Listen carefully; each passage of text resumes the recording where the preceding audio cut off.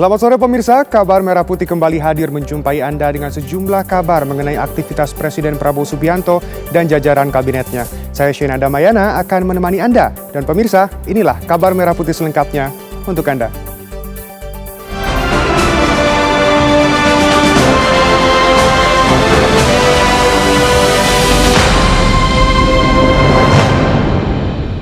Presiden Prabowo Subianto bertemu Presiden RI ke-7 Joko Widodo di Jakarta.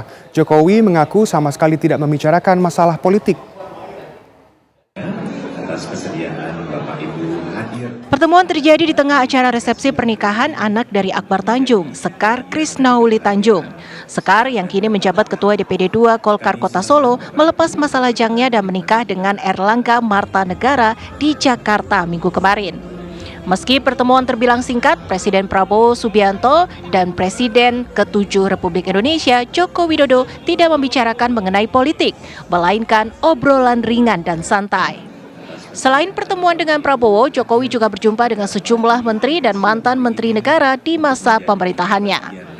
Dari Jakarta, tim TV One mengabarkan. Kami silakan Bapak Ibu untuk berkenan. Presiden RI Prabowo Subianto memanggil Jaksa Agung dan jajaran Jaksa Agung Muda untuk membahas permasalahan korupsi dan perizinan ilegal yang merugikan negara.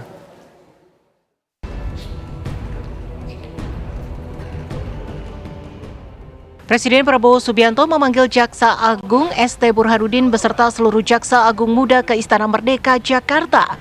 Pertemuan tersebut difokuskan pada isu pemberantasan korupsi serta penanganan perizinan ilegal yang dianggap merugikan negara dan menghambat pembangunan nasional. Dalam pertemuan yang berlangsung tertutup tersebut, Presiden Prabowo menegaskan komitmennya untuk memperkuat penegakan hukum terutama dalam mengatasi praktik-praktik korupsi yang kerap terjadi di sektor perizinan. Presiden menilai bahwa perizinan yang tidak sah merupakan salah satu celah yang sering dimanfaatkan untuk kepentingan pribadi maupun kelompok tertentu, sehingga berdampak pada kerugian negara. Selain itu, Presiden Prabowo juga memberikan arahan agar kejaksaan mempercepat proses penyelidikan dan penindakan terhadap praktik perizinan ilegal. Presiden juga menekankan pentingnya memperkuat sistem pengawasan di instansi pemerintah agar proses perizinan berjalan transparan dan sesuai aturan yang berlaku. Turut hadir dalam pertemuan tersebut adalah Sekretaris Kabinet Teddy Indrawijaya, Kepala PPATK Ivan Yustiawan, serta Kepala Badan Pengawasan Keuangan dan Pembangunan Yusuf Ateh. Dari Jakarta, tim TV One mengabarkan. Cuplikan video pertemuan tak terduga Presiden Prabowo Subianto dengan aktor laga senior asal Amerika Serikat Steven Seagal beredar luas di media sosial. Dalam video tersebut, keduanya terlihat saling menyapa dan berbincang akrab di sebuah lokasi di Jakarta. Pertemuan tersebut terjadi pada Senin siang, 13 Januari 2025 saat Presiden Prabowo baru selesai menghadiri makan siang di sebuah tempat di Jakarta. Keduanya bertemu secara tidak sengaja ketika keluar dari lift yang bersebelahan. Dalam momen tersebut, Presiden Prabowo terlihat mengenakan pakaian safari, sementara Steven Seagal tampil dengan busana serba hitam. Pertemuan ini menarik perhatian publik karena memperlihatkan keakraban di antara kedua tokoh dunia tersebut.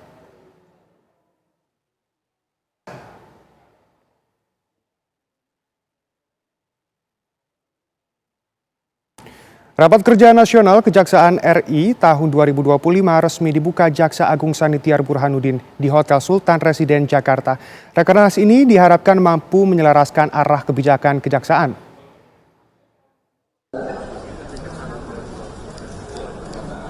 Rakernas Kejaksaan RI tahun 2025 yang digelar sejak 14 Januari hingga 16 Januari ini merupakan forum strategis guna menyelaraskan visi dan misi yang telah ditetapkan sebagaimana asta cita Presiden Prabowo Subianto. Selain merinci 5 misi utama, Burhanuddin juga menekankan implementasi Undang-Undang Nomor 59 Tahun 2024 tentang pembangunan jangka panjang nasional, serta mewujudkan model penindakan korupsi dengan perbaikan tata kelola dalam rangka mendukung reformasi birokrasi dan hukum. Pak Jampitsus nanti akan membuat semacam mungkin kajian ataupun bahan diskusi untuk kita kaji secara komprehensif dari para peserta yang hadir di seluruh Indonesia ini. Karena teman-teman sekalian yang hadir ini adalah para kajati, para asisten yang nanti akan dikasih masukan kepada kami-kami ini. Kira-kira nanti langkah ke depannya outputnya seperti apa.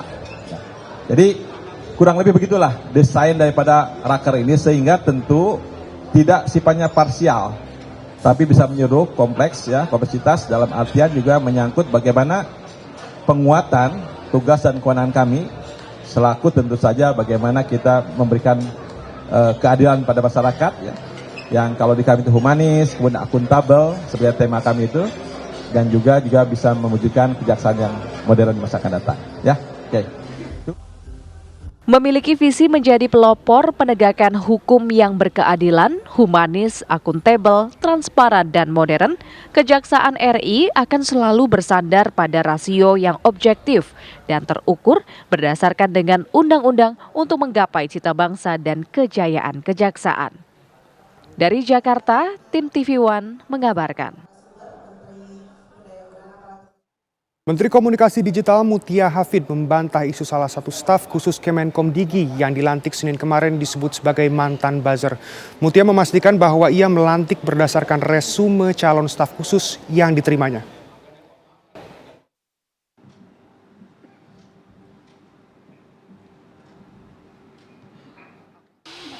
Menteri Komunikasi dan Digital Mutia Hafid melantik 5 Direktur Jenderal serta sejumlah staf ahli dan staf khusus di lingkungan Kementerian Komunikasi dan Digital. Salah satu yang menjadi sorotan saat pelantikan ini adalah pengangkatan Rudi Susanto sebagai staf khusus Menkomdigi. Mutia Hafid membantah isu jika salah satu staf khusus Kemenkomdigi disebut sebagai mantan buzzer.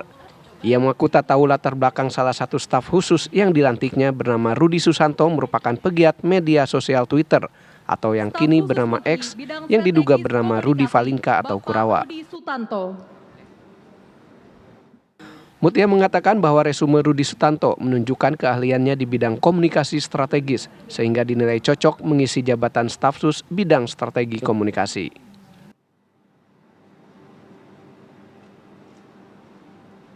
Tahu ya Rudi Sutanto ya yang saya kenal Rudi Sutanto gitu. Jadi saya tidak mau berspekulasi mengenai siapa Rudi Sutanto. Yang CV yang kami terima, beliau memang juga adalah strategi komunikasi dan jadi juga mewarnai di kementerian ini karena secara kementerian ini kan nggak cuma digital tapi juga bidang komunikasi. Cukup ya, makasih.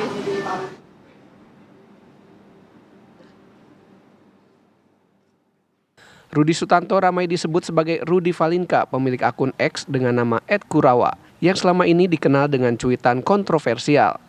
Akun tersebut juga kerap disebut buzzer, istilah yang mengacu pada penyebar informasi berbayar. Bapak Rudi Sutanto.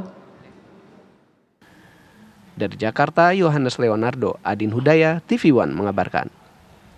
Menteri Koordinator Hukum, HAM, Imigrasi, dan Pemasyarakatan Yusril Iza Mahendra mengatakan Mahkamah Konstitusi atau MK berpeluang membatalkan parliamentary threshold atau ambang batas parlemen sebesar 4% suara sah nasional.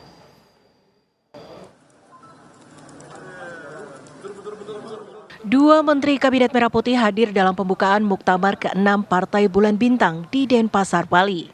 Keduanya adalah Menteri Koordinator Hukum, HAM, Imigrasi, dan Pemasyarakatan Yusril Iza Mahendra dan Menteri Koordinator Bidang Politik dan Keamanan Budi Gunawan.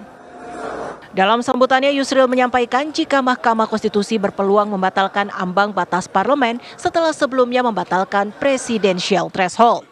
Yusril menilai hal itu baik untuk perkembangan demokrasi di Indonesia karena partai politik tetap akan memiliki wakil di parlemen meski perolehan suaranya tidak sampai 4%. Itu kalau partai-partai politik yang tidak memenuhi parliamentary threshold kalau digabung, jumlahnya besar sekali. Dan karena itu sebenarnya suara rakyat yang sampai dengan terbuang. Tapi yang menurut pendapat saya pribadi, ya lebih baik dibatasi jumlah fraksi di DPR. Misalnya jumlah fraksinya 10 fraksi yang ada di DPR. Jadi kalau partai itu kurang daripada 10%, dia bisa membentuk satu fraksi gabungan. Jadi walaupun satu partai itu hanya punya satu orang wakil, dia tetap dilantik dan bisa duduk bergabung di dalam fraksi yang ada. Jadi kira-kira seperti itu. Dan itu sudah pernah dicoba dalam pemilu-pemilu yang lalu, hampir tidak ada masalah sebenarnya. Jika nantinya Mahkamah Konstitusi jadi membatalkan ambang batas parlemen, maka pemerintah menurut Yusril harus merumuskan norma hukum baru di bidang politik yang mengacu pada keputusan Mahkamah Konstitusi. Sementara itu, Menteri Koordinator Bidang Politik dan Keamanan Budi Gunawan dalam acara tersebut mendapat kehormatan untuk membuka Muktamar ke-6 Partai Bulan Bintang. Ia berharap muktamar tersebut bisa menghasilkan ketua umum baru yang lebih baik. Dari Denpasar, Bali, Alvin Saputra, Wahyudin, TV One mengabarkan. Dengan ini, Muktamar 6 Partai Bulan Bintang resmi dibuka. Kementerian Kependudukan dan Pembangunan Keluarga menandatangani kerjasama dengan 2 perguruan tinggi untuk menurunkan kemiskinan ekstrim dan resiko stunting di Nusa Tenggara Timur.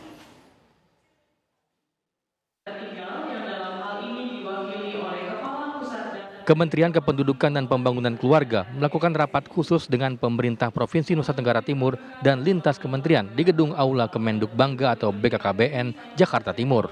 Rapat khusus lintas kementerian ini untuk membahas program Presiden Prabowo Subianto mengenai percepatan penanganan kemiskinan ekstrim dan pencegahan stunting di Indonesia. Rapat tersebut juga diikuti 2 perguruan tinggi, yakni Universitas Brawijaya dan Universitas Muhammadiyah Malang. Kedua universitas itu akan ikut berkolaborasi dalam program berkelanjutan ini. Menteri Kependudukan dan Pembangunan Keluarga Wihaji mengatakan penanganan stunting di Nusa Tenggara Timur akan menggunakan pendekatan berbasis data per keluarga yang cukup komprehensif. Seluruh kementerian dan lembaga pendidikan yang terlibat nantinya akan membangun ketahanan pangan lokal yang tidak hanya berfokus pada peningkatan konsumsi pangan bergizi, tapi juga menciptakan peluang ekonomi yang berkelanjutan. Rapat koordinasi berkenaan dengan persiapan program pentahelik. Ada 2 isu. Saya melaksanakan instruksi Presiden nomor 4 tahun 2022 tentang kemiskinan ekstrim, sekaligus perpres tentang penurunan stunting. Kebetulan kita mau bikin pilot project itu di Nusa Tenggara Timur yang secara presentasinya agak lumayan tinggi prevalensi stunting. Kolaborasi dan sinergi lintas kementerian ini dilakukan sebagaimana arahan Presiden Prabowo Subianto. Kolaborasi ini akan menjalin sinergitas program dan kegiatan dalam menangani stunting, khususnya di NTT dengan memanfaatkan data kependudukan yang dimiliki oleh Kemenduk Bangga. Dari Jakarta, Novan Santoso, TV One mengabarkan. Wakil Menteri Pertanian Sudaryono melaksanakan panen raya di lokasi optimalisasi lahan di Desa Pelabuhan dalam Kecamatan Pelumutan Ogan Ilir, Sumatera Selatan. Dalam kesempatan tersebut, Sudaryono menegaskan harga gabah yang ditetapkan Rp6.500 per kilogram.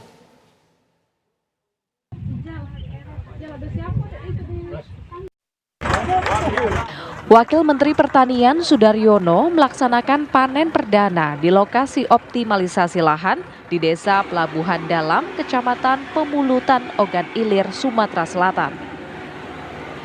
Dalam kunjungan kerjanya, Sudaryono menyampaikan kepada petani bahwa saat ini harga pembelian pemerintah HPP gabah di angka Rp6.500. Mendatang, Bulog akan ikut ambil peran untuk membeli gabah dari petani agar menjadi penyeimbang harga, terutama di tengkulak maupun di penggilingan. Sudaryono juga menegaskan jika ada tengkulak yang bermain membeli gabah petani jauh dari harga yang ditentukan oleh pemerintah, maka akan ditindak tegas dan memberi pesan kepada para petani agar melaporkan hal tersebut ke pemerintah setempat. Di sekitar 6.500, nggak boleh jauh-jauh. Nah, kalau ada tengkulak, pembeli, penggilingan padi, swasta maupun siapapun punya, belinya murah, tolong, saya minta tolong Pak Wakil Bupati ditertibkan itu. Ya. Ditertibkan. Sudaryono juga menegaskan sesuai instruksi Presiden tidak ada impor beras, jagung, garam, dan gula konsumsi di Indonesia guna menunjang program Astacita Presiden Prabowo Subianto. Dari Kabupaten Ogan Ilir, Sumatera Selatan, Berkat Arsyad, TV One mengabarkan. Asik, asik.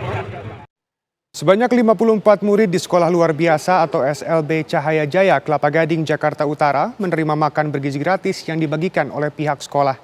Kegiatan makan bergizi ini dipantau langsung oleh Menko Bidang Pembangunan Manusia dan Kebudayaan, Pratikno, serta pejabat Gubernur Jakarta, Teguh Setiabudi. 54 murid dari Sekolah Luar Biasa B dan C Cahaya Jaya di Jalan Tanah Merah, Kelurahan Pegangsaan 2, Kecamatan Kelapa Gading, Jakarta Utara, menerima paket makanan bergizi gratis yang merupakan program unggulan pemerintahan Prabowo Gibran. Menteri Koordinator Bidang Pembangunan Manusia dan Kebudayaan, Pratikno, turut datang memantau langsung pendistribusiannya dan melihat anak-anak menyantap makanan bergizi gratis dengan lauk berupa nasi, ayam goreng, sayur buncis, jagung, tahu, dan juga buah pisang. Menteri PMK Pratikno menyebut program unggulan dari pemerintahan Prabowo Gibran ini meningkatkan tradisi dan kualitas makan dari anak-anak menjadi sehat, serta memiliki dampak ekonomi yang besar bagi kelompok ekonomi menengah ke bawah. Melihat antusiasme anak-anak kita di sekolah luar biasa ini, hampir semuanya makanannya kita ada yang kita datang sudah habis. Jadi ada nasi, ada sayur, ada ayam, ada apalagi buah, ada tahu, ada buah. Jadi ada karbo, ada, terus kemudian protein ada, sayur ada, protein hewani maupun protein nabati.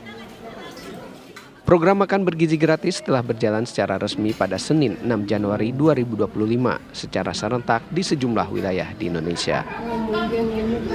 Dari Jakarta, Dava Akbari, TV One mengabarkan. Menteri Sosial Saifullah Yusuf meninjau pembangunan kampung nelayan sejahtera bermartabat di Desa Eretan, Kulon, Kabupaten Indramayu, Jawa Barat yang juga menjadi tempat relokasi warga korban banjirop. Kabar selengkapnya sesaat lagi, tetap bersama kami. Menteri Sosial Saifullah Yusuf meninjau pembangunan kampung nelayan sejahtera bermartabat di Desa Eretan, Kulon, Kabupaten Indramayu, Jawa Barat. Pembangunan tersebut menjadi lokasi tempat warga korban banjirop Desember 2024. Basri dan Pak Desmin. Kampung nelayan sejahtera dibangun Kementerian Sosial di lahan seluas 9.900 meter persegi dengan panjang 238 meter persegi dan lebar 42 meter persegi. Di luas lahan tersebut terdapat 93 rumah untuk 93 kepala keluarga dengan luas bangunan 36 meter persegi dan luas tanah 60 meter persegi. Selain itu dibangun juga fasilitas umum seperti balai warga, balai olahraga, taman kanak-kanak, dan sentra UMKM. Pembangunan ini ditargetkan akan rampung pada akhir Januari 2025. Selain pembangunan fisik, Kementerian Sosial juga melakukan pelatihan kewirausahaan pada warga guna menunjang perekonomian.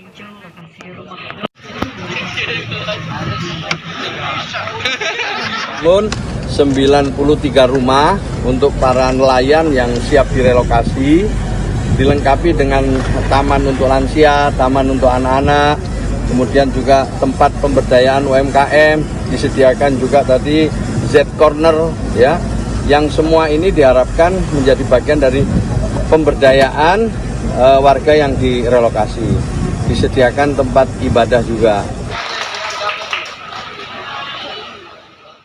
Pembangunan kampung nelayan ini merupakan hasil kolaborasi dari Kementerian Sosial dengan pemerintah Kabupaten Indramayu, Badan Zakat Nasional, dan Habitat Humanity. Dari Indramayu, Jawa Barat, Bayu Rustam, TV One mengabarkan. Menteri Koordinator Bidang Pembangunan Manusia dan Kebudayaan Pratikno menyebut pentingnya keseimbangan antara kehidupan pekerjaan atau work-life balance. Menurut Pratikno, hal itu mampu meningkatkan produktivitas kerja.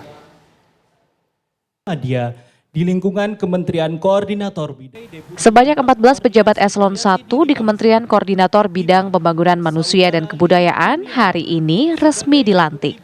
Ke-14 pejabat yang dilantik oleh Menko PMK Pratikno itu akan mengisi jabatan pemimpin tinggi madya dan staf khusus menteri. Dalam sambutannya usai pelantikan, Pratikno mengatakan pentingnya work-life balance atau keseimbangan antara kehidupan dan pekerjaan. Menurut Pratikno, work-life balance penting karena tugas pegawainya bukan hanya memberikan laporan yang bagus, tetapi juga harus menjadi teladan dalam bidang pembangunan manusia. Ia menegaskan seluruh pegawai di Kemenko PMK harus sehat secara fisik maupun mental. Beliau basisnya digital, kita ingin bahwa smart ministry menjadi kerja lebih efisien, waktu lebih sedikit, produktivitas meningkat. Supaya apa? Supaya kita masih bisa berolahraga, mengurus kesehatan. Supaya kita masih bisa peduli bersama keluarga. Ya. Supaya kita masih punya waktu menikmati rezeki yang Tuhan berikan kepada kita. Jadi Bapak Ibu sekalian, balance life, balance work life adalah penting, karena tugas kita bukan hanya memberikan laporan yang bagus-bagus, tetapi kita harus menjadi teladan dalam bidang kita, dalam bidang pembangunan manusia dan kebudayaan. Kekuatan. Pratikno juga berpesan kepada para pejabat yang baru dilantik agar bekerja cerdas untuk meningkatkan produktivitas. Ia mengatakan meski pekerjaan kementeriannya akan semakin banyak, bukan berarti pegawai kementeriannya harus bekerja lembur semakin lama. Sehingga pegawai kementeriannya harus pandai mengatur waktu agar tercipta work-life balance. Dari Jakarta, tim TV One mengabarkan. Wakil Menteri Investasi dan Hilirisasi Todo Tua Pasaribu memantau langsung pendistribusian makan bergizi gratis di SD Negeri Lengkong Gudang, Kecamatan Serpong, Kota Tangerang Selatan. Ia memastikan menu yang disajikan dalam makan bergizi gratis ini disukai oleh para siswa.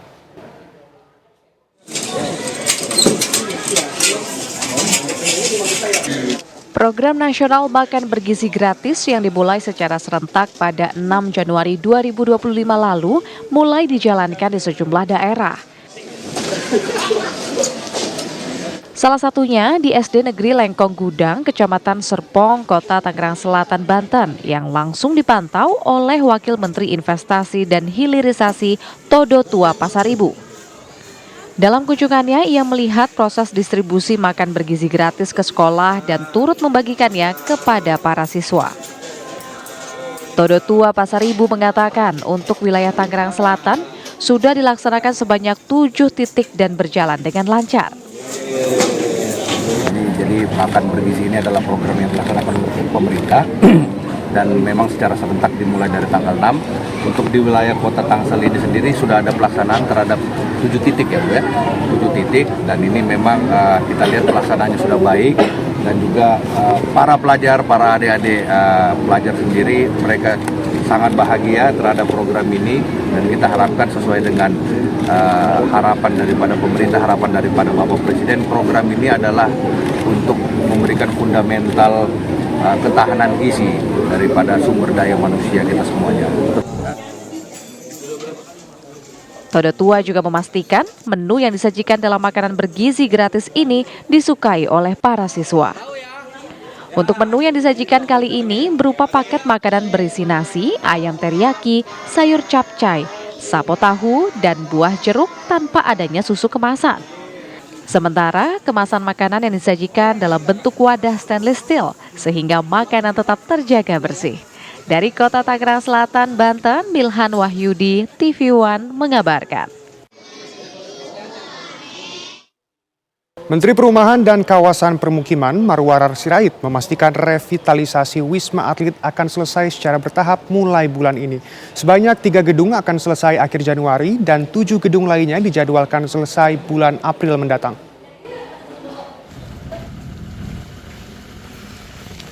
Menteri Perumahan dan Kawasan Permukiman Marwarar Sirait bersama Wamensesnek meninjau kembali proses revitalisasi Rumah Susun Wisma Atlet Pademangan, Jakarta Utara. Mereka melihat proses revitalisasi yang sudah berjalan hampir 5 bulan dengan anggaran lebih dari 300 miliar rupiah. Marwarar dan rombongan melihat fasilitas hasil revitalisasi yang berada di Tower 10. Ia memastikan sarana dan prasarana di setiap kamar berfungsi dengan baik seperti air bersih.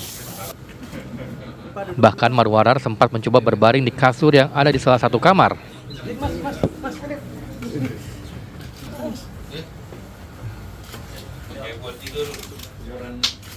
ukuran saya ini. Tinggi. Kita samakan ukuran siapa ya? Setelah melakukan peninjauan, Menteri PKP mencatat 6 poin untuk perbaikan fasilitas penunjang, diantaranya perawatan AC, meteran listrik, sistem pemanas air, dan CCTV untuk segera terpasang. Rencananya proses revitalisasi Wisma Atlet ini akan mulai rampung secara bertahap mulai akhir bulan ini. Tower 8, 9, dan 10 akan selesai akhir Januari, sementara Tower 1 sampai 7 diperkirakan rampung pada bulan April 2025. Jadi kontraktor komit sesuai dengan waktu dan kontrak ya. Ya Pak. Jadi 3 tower ini 8, 9, 10 akhir Januari. Yang 1 sampai 7 kapan? April. Bulan April. Awal, pertengahan atau akhir? Akhir. Baik. Ya, jadi ini kita senang ya kalau mau komit dengan apa yang sudah aturan. Nantinya proyek revitalisasi Wisma Atlet Pademangan ini akan dijadikan rumah susun untuk ASN dan masyarakat berpenghasilan rendah. Kementerian PKP juga akan meninjau dan menghitung ulang biaya sewa rusun agar harganya dapat terjangkau bagi ASN maupun masyarakat umum. Dari Jakarta, Dava Akbari, TV One mengabarkan. Kementerian Tenaga Kerja menargetkan mampu melahirkan 1 juta tenaga kerja di tahun 2025 dengan berbagai macam pelatihannya. Rencananya, pelatihan tersebut akan dibuka mulai bulan ini.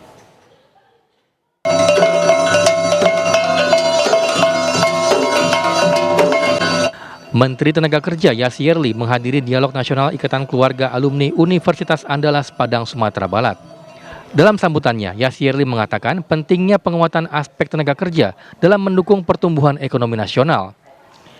Salah satu rencana penguatan aspek tenaga kerja adalah dengan menyediakan 1 juta tenaga kerja siap pakai di tahun 2025 yang memiliki skill kekinian.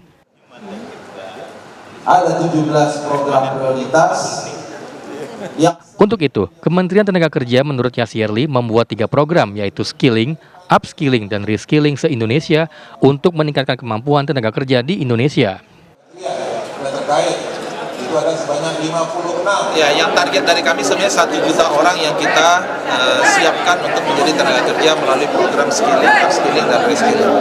Ya, kita sudah mulai menyiapkan fokus-fokus dan insya Allah mulai minggu depan kita akan akhir bulan ini kita akan mulai secara masif membuka batch untuk program skilling, reskilling, dan upskilling se-Indonesia. Ya, jadi ini baru kan bulan Januari ini.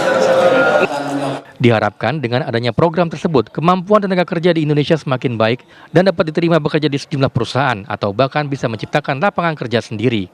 Dari Padang, Sumatera Barat, Wahyudi Agus, TV One mengabarkan. Wakil Menteri Ekonomi Kreatif Republik Indonesia Airin Umar mengunjungi Creative Hub di Kota Bandung, Jawa Barat.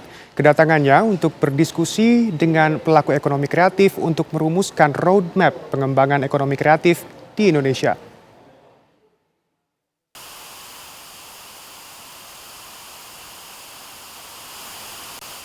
Didampingi Kepala Dinas Pariwisata dan Budaya Kota Bandung, Wakil Menteri Ekonomi Kreatif Airin Umar berkeliling ke sejumlah ruangan di Bandung Creative Hub yang berada di Jalan Laswi, Kota Bandung, Jawa Barat. Bandung Creative Hub merupakan sebuah gedung yang dipusatkan untuk pengembangan seni budaya masyarakat dalam sektor industri kreatif, masyarakat, dan komoditas. Selain melihat sejumlah fasilitas, Airin juga berdiskusi dengan para pelaku ekonomi kreatif di Kota Bandung. Menurut Airin, kedatangannya untuk belajar dan menyerap aspirasi dari pelaku ekonomi kreatif Kota Bandung. Nantinya aspirasi tersebut akan dikolaborasikan untuk pengembangan industri kreatif di Indonesia. Nggak bisa satu kota dijiplak ke semua kota, itu jadinya kan ya kita jadi kayak pabrikan dong kan, nggak kreatif. Nah kita maunya itu perumusannya adalah sebuah roadmap, di mana roadmapnya itu akan membantu untuk mendiscovery apa sih kekreatifan dari setiap kota itu ya, atau setiap daerah atau setiap kampung atau desa, supaya itu aja yang bisa kita orbitkan. Jadi semuanya itu Bhinneka Tunggal Ikanya tercerminkan di dalam ekonomi kreatif. Airin menambahkan, ke depannya pemerintah akan memaksimalkan potensi-potensi ekonomi kreatif di berbagai sektor untuk meningkatkan perputaran ekonomi di masyarakat. Dari Bandung, Jawa Barat, Cepi Kurnia, TV One mengabarkan. Menko Bidang Pangan Zulkifli Hasan menghadiri panen raya padi di Kabupaten Banyuasin, Sumatera Selatan. Dalam kesempatan ini, Zulhas berbicara dengan para petani untuk mendengarkan keluhan petani.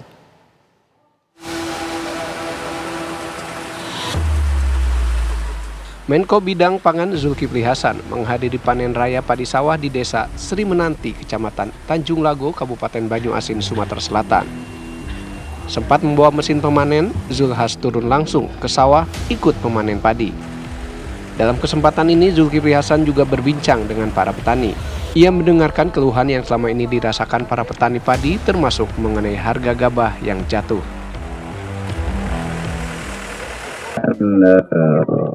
Panen padi di Banyuasin.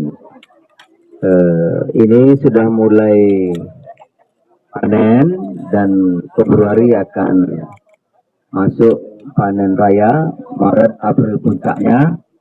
Yang paling penting tugas kita adalah membeli gabah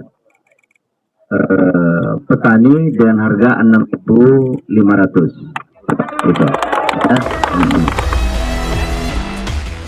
Zulhas mengaku saat ini pihaknya sedang menyelesaikan perjanjian antara Bulog dengan pabrik-pabrik padi yang ada di seluruh Indonesia untuk membicarakan mengenai harga padi dari para petani. Dari Kabupaten Banyuasin, Sumatera Selatan, Puja Kusuma Samsul Rizal, TV One mengabarkan.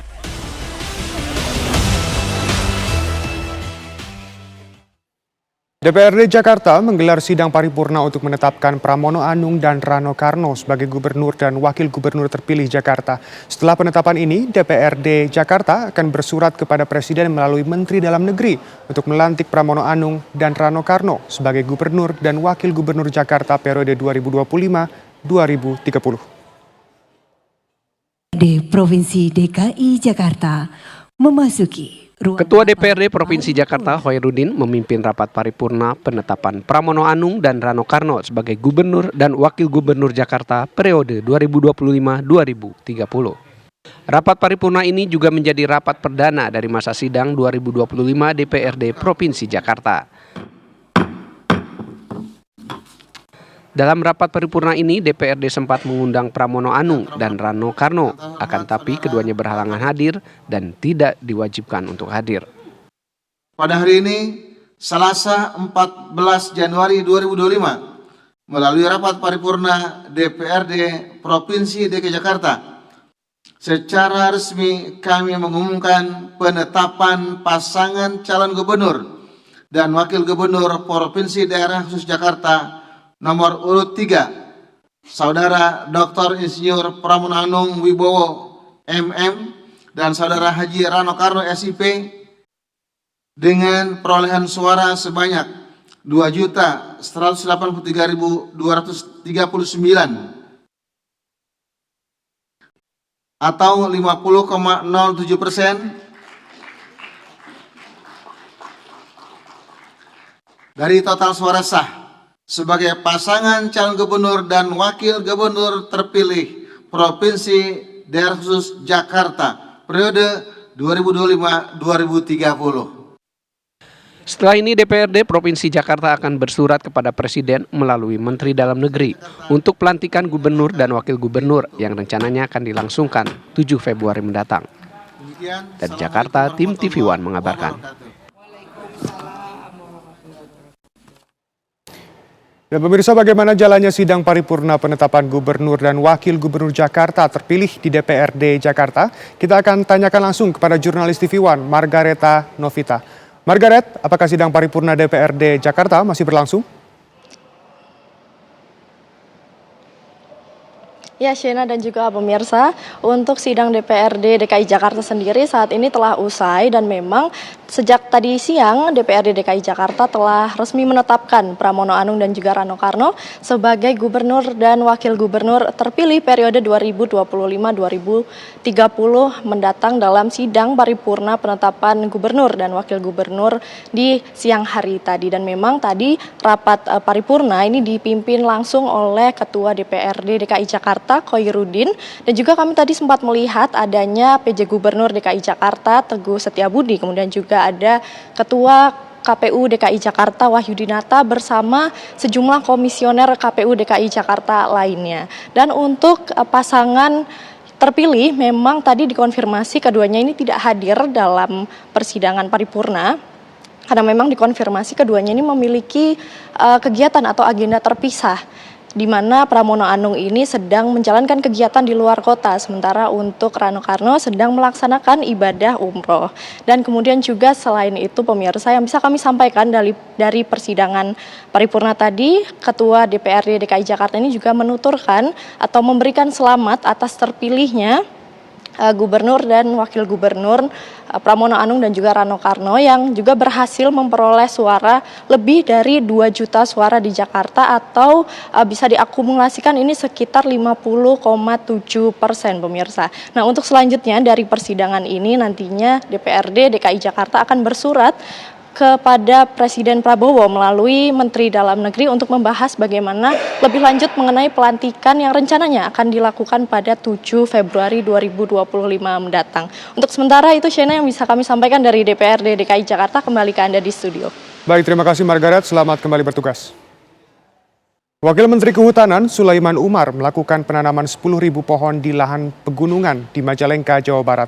Hal tersebut guna mendukung pencapaian target Food Energy and Water Nexus dan upaya mengurangi potensi bencana hidrometeorologi.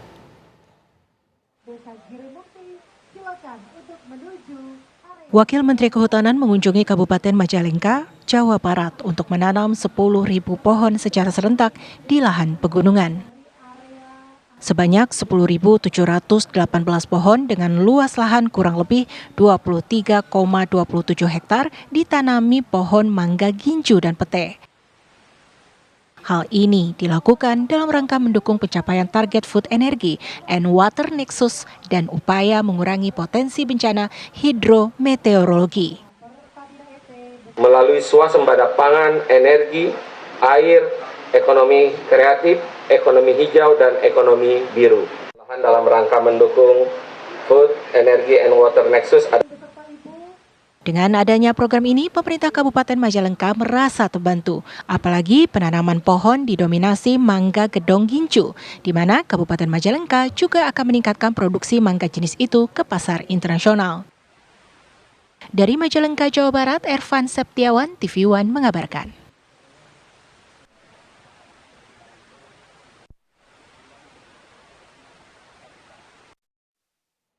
Pemirsa, Wakil Menteri Pertanian Sudaryono melaksanakan panen raya di lokasi optimalisasi lahan di Desa Pelabuhan Dalam, Kecamatan Pelumutan, Ogan Hilir, Sumatera Selatan. Dalam kesempatan tersebut, Sudaryono menegaskan harga gabah yang ditetapkan yaitu Rp6.500 per kilogramnya. Wakil Menteri Pertanian Sudaryono melaksanakan panen perdana di lokasi optimalisasi lahan di Desa Pelabuhan Dalam, Kecamatan Pemulutan, Ogan Ilir, Sumatera Selatan. Dalam kunjungan kerjanya, Sudaryono menyampaikan kepada petani bahwa saat ini harga pembelian pemerintah HPP gabah di angka Rp6.500.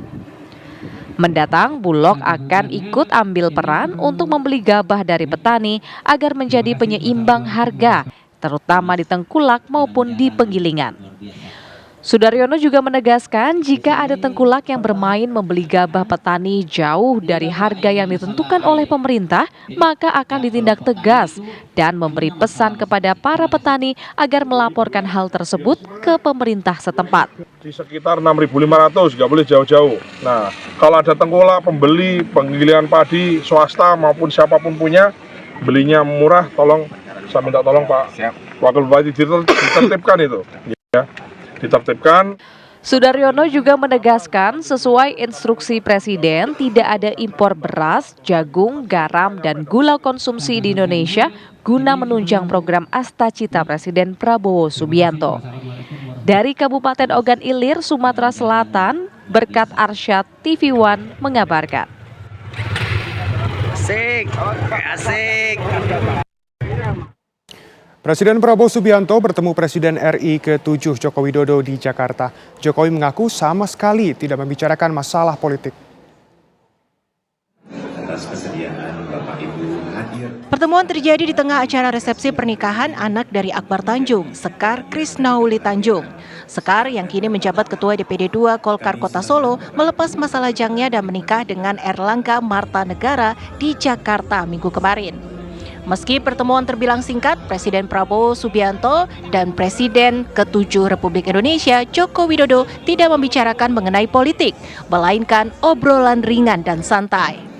Selain pertemuan dengan Prabowo, Jokowi juga berjumpa dengan sejumlah menteri dan mantan menteri negara di masa pemerintahannya.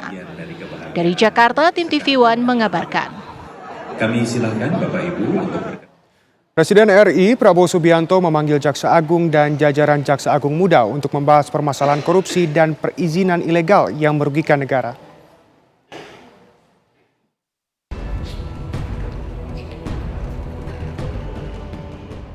Presiden Prabowo Subianto memanggil Jaksa Agung ST Burhanuddin beserta seluruh Jaksa Agung Muda ke Istana Merdeka, Jakarta.